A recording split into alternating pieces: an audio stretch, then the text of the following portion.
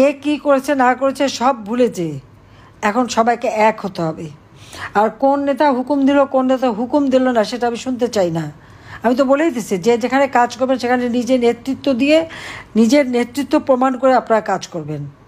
আর আমাকে তো হত্যাকারী, মানবাধিকার লঙ্ঘনকারী, যারা পিটিয়ে মানুষ হত্যা করে তারা মানবাধিকার লঙ্ঘনকারী না, যারা মানুষ মেরে ঝুলিয়ে রাখে তারা মানবাধিকার লঙ্ঘনকারী না। মানবাধিকার লঙ্ঘনকারী হয়ে গেলাম আমি, স্বেচ্ছাচারী হয়ে গেলাম আমি, যেখানে আমার সময় তো প্রত্যেকটা জিনিস সচলভাবে চলতো। এখন চললো না কেন? ইউনূস ক্ষমতা এসছে, তার এত কিছু। আজকে দেশের অবস্থা কি?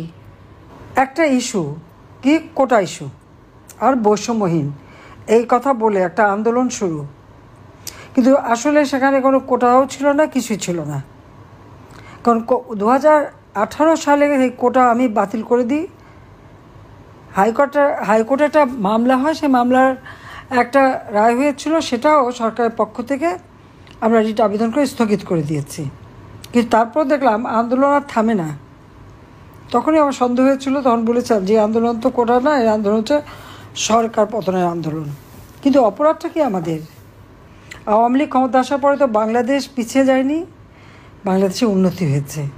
জুলাই 7 তারিখ থেকে কোটা আন্দোলনের নামে আন্দোলন, এবং 15 জুলাই থেকে যে হত্যাকাণ্ড, অগ্নিসংযোগ, ভাঙচুর, যে অরাজকতা, চরম অরাজকতা শুরু হয়, যখন আমরা ছাত্রদের সব দাবি মেনে নিয়েছি, সব দাবি মানার পরে আসলো কি তাদের এক দফা দাবি। এই ছাত্রীরা যখন মধ্যরাত্রে বের হয়ে এসে আন্দোলন করে, আমি তাদের নিরাপত্তা দিতে থাকি যেন কোনো রকম তাদের অসুবিধা না হয়। আর তারা তখন আমার পদত্যাগ দাবি করছে, খুব ভালো কথা। কিন্তু তারপর আমরা দেখলাম কি একে একে মানুষ হত্যা। যখনই 6টা লাশ পড়লো, আমি জুডিশিয়াল ইনকোয়ারি কমিটি করে দিলাম। কারণ এই জুডিশিয়াল ইনকোয়ারি কমিশন আমি এই জন্য করেছিলাম, আবু সাইদের যে হত্যাকাণ্ডটা, এটা একটা সন্দেহজনক। তারা যেভাবে একটা ভিডিও করে পাঠালো, হ্যাঁ, এতে সকল মানুষই কিন্তু বিভ্রান্ত হয়েছিল এবং সকলে সহানুভূতিশীল হয়েছিল। কিন্তু যদি একটু লক্ষ্য করেন যে যার গায়ে 4টে গুলি লাগে তার তো সেই গুলি থেকে রক্ত ঝরবে, তার গায়ে কিন্তু কোনো রক্ত ঝরেনি। শুধু সে যখন লাঠি নিয়ে পুলিশকে মারতে যায় তখন মাথাটা আঘাত লাগে, সেই আঘাতে মাথার পিছনটা কেটে যায়, একটু ওই ঘাড়ের কাছে রক্ত পড়ে, কিন্তু গুলির খাওয়া কোনো রক্ত তখন না রাস্তায় পড়েছে না তার শরীরে, কিন্তু তাকে টেনে নিয়ে যাওয়া হলো। প্রশ্ন হচ্ছে এই টেনে নিয়ে কোথায় গেল, টেনে নিয়ে কোথায় নিয়ে গেল? এবং তার যে পোস্টমর্টম হয়, সেই পোস্টমর্টমের প্রথম যে রিপোর্টটা হয়, সেই রিপোর্টে কী ছিল? তার পেটে বা শরীরে কোথাও কিন্তু বুলেট পাওয়া যায়নি, মেটাল বুলেট পাওয়া যায়নি, কিন্তু তার পেটের ভিতরে নাড়ি বুড়ি ছিন্ন বিচ্ছিন্ন, তার বুকে প্রচণ্ড চাপ এবং তার উপরে যে আঘাতের চিহ্ন, তো এই আঘাতগুলি আবু সাইদকে কে দিয়েছিল, রহস্যটা কি সেটা বার করা দরকার। এটা মানুষকে জানতে হবে। এবং তারপর সে মারা গেল, আর সব দায় দিল আমাদের উপর। এবং আপনারা দেখেন এই 15 জুলাই থেকে যত হত্যাকাণ্ড হয়েছে, সেই মুগ্ধ, সেখানে তো কোনো আমার কিছুই ছিল না, হঠাৎ একটা গুলি লাগলো, সে মারা গেল।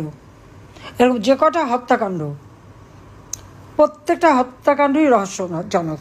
এবং এদেরকে যে ইচ্ছাকৃতভাবে মারা হলো, আর তারপর আমাদের আওয়ামী লীগ ছাত্রলীগ সেই চট্টগ্রামের চারতলা থেকে নিচে ফেলে দেওয়া, হাত কেটে দেওয়া, রক কেটে দেওয়া, মানে এমন একটা চরমভাবে মানে নির্যাতন শুরু হলো এবং খুন খারাপি শুরু হয়ে গেল। তার একে একে তো আগুন দেওয়া, যেটা এখন নিজেরাই তারা মুখে বলে দিয়েছে কীভাবে। তো এরই মধ্যে থেকে আমরা দেখলাম কি, হ্যাঁ, এমন একটা পরিস্থিতির সৃষ্টি। 5ই আগস্ট সেই আমি তো আর লাশ ফেলে ক্ষমতায় থাকতে চাইনি, আমি সিদ্ধান্ত নিয়েছিলাম যে আমি থাকবো না। কিন্তু সেই দিন থেকে যে তাণ্ডবটা শুরু, আর ডক্টর ইউনূস যে এর পিছনে সম্পূর্ণভাবে জড়িত, এটা কিন্তু এই তাদেরই কিছু লোকের কথা কিন্তু অলরেডি এসে গেছে। তারা কথা বলেছে কেন তার কারণ 15 জুলাই থেকে যত হত্যাকাণ্ড হয়েছে, অগ্নিসন্ত্রাস হয়েছে, যা কিছু হয়েছে, সবগুলি দায় মুক্তি দেওয়া হলো। এই দায় মুক্তিটা কেন দেওয়া হলো? যারা এত বড় ঘটনা ঘটালো তাদের দায় মুক্তি কেন দেওয়া হয়েছে সেটাই প্রশ্ন। আর সেই সাথে আমরা কি দেখলাম, সেই আন্দোলনরত শিক্ষকদের উপরে হামলা, মা ও ছোট শিশু তাদেরকে পর্যন্ত মানে রেহাই পায়নি।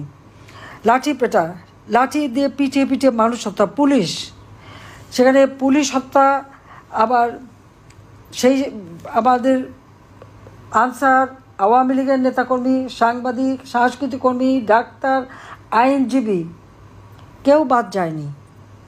লাঠি দিয়ে পিটিয়ে পিটিয়ে মানে কুপিয়ে নানাভাবে এই হত্যাকাণ্ডগুলি করা হলো। পুলিশকে মেরে মেরে ঝুলিয়ে রাখা, আওয়ামী লীগের নেতাকর্মী মেরে মেরে ঝুলিয়ে রেখে তাদেরকে মারা, যত দখল বাণিজ্য, আগুনে পোড়ানো, বাড়িঘর পোড়ানো। আওয়ামী লীগের তো কোনো নেতাকর্মী ঘর নাই, বাড়ি নাই, ব্যবসা নাই, প্রতিষ্ঠান নাই, তাদের ইন্ডাস্ট্রি, তাদের সব কিছু আগুন দিয়ে জ্বালিয়ে দিয়ে নিঃস্ব করে দেওয়া কি আওয়ামী লীগকে শেষ করে দেবে, এটা হলো তাদের একমাত্র প্রচেষ্টা।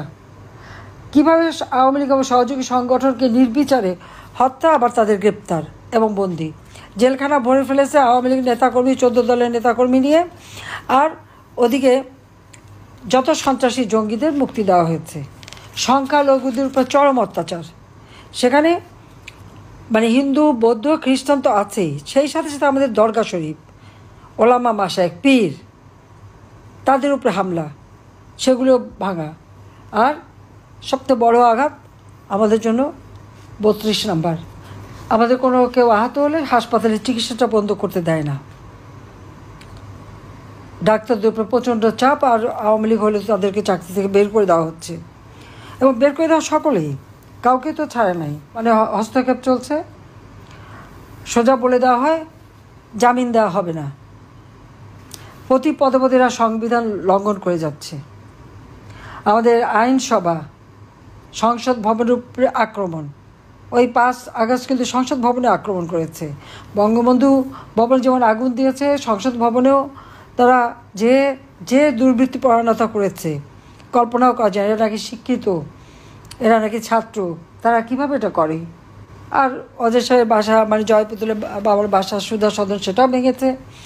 রেহানার যে বাসা ছিল সেটাও সবই লুটপাট ভাঙা, এক দফা না, দফায় দফায় যাও সেগুলি করে ফেলছে। কিন্তু আমার অগণিত নেতাকর্মীদের যে হারে বাড়িঘর পুড়িয়েছে, আর 32 নম্বরই যখন পুড়িয়েছে, তখন এর জন্য আমাদের কোনো কিছু বলার নেই।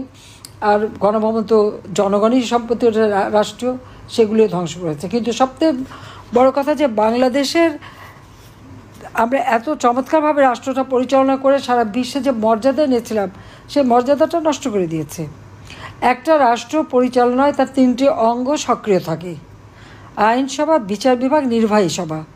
আপনারা দেখেন আইনসভা যে আক্রমণ, সংসদ ভবনে সমস্ত কাগজপত্র ফেলে দিয়ে সেগুলি আগুন দেওয়ার চেষ্টা, যখন পারেনি পানি ঢেলে দিয়ে সেটাকে নষ্ট করেছে।